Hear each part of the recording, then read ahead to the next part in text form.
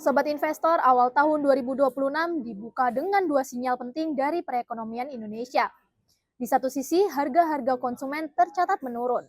Di sisi lain, sektor manufaktur justru menunjukkan penguatan. Berikut rangkuman lengkapnya. Badan Pusat Statistik atau BPS melaporkan bahwa Indonesia mengalami deflasi pada Januari 2026 secara bulanan sebesar 0,15% dibandingkan Desember 2025.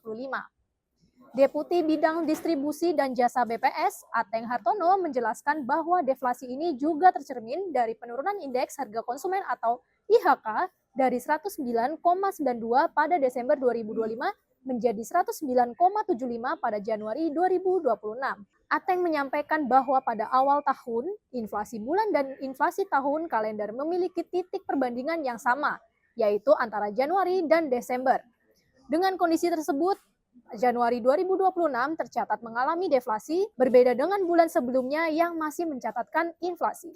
Kelompok pengeluaran yang menjadi penyumbang deflasi terbesar adalah makanan, minuman, dan tembakau dengan deflasi sebesar 1,03% dan andil deflasi 0,3%. Beberapa komoditas yang dominan mendorong deflasi antara lain cabai merah, cabai rawit, bawang merah, daging ayam ras, serta telur ayam ras.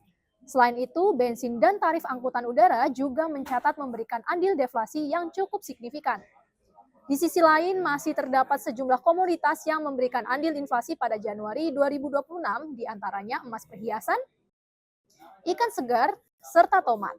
Sementara itu, dari sektor industri, Purchasing Managers Index atau PMI Manufaktur Indonesia menunjukkan kinerja positif.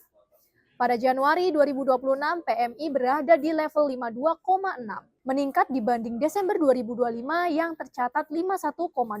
Angka ini menandakan fase ekspansi. Mengacu pada laporan S&P Global, peningkatan terjadi pada output dan pesanan baru, yang memperpanjang periode ekspansi menjadi 6 bulan berturut-turut. Permintaan yang positif ini mendorong pelaku usaha meningkatkan aktivitas pembelian serta persediaan untuk mengantisipasi arus pesanan berikutnya.